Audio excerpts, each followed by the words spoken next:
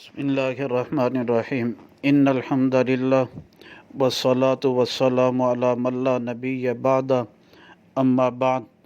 عقیدہ ختم نبوت کے بارے میں حدیث نمبر 202 بیان کی جا رہی ہے۔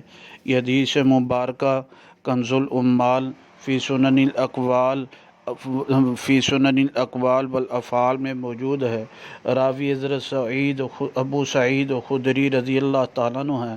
نبی پاک صلی اللہ علیہ وسلم نے فرمایا، اقتدوا بالذین من بعدی من اصحاب ابی بکر و عمر، تم اقتدا کرو گے میرے بعد ان دونوں کی، میرے صحابہ میں سے۔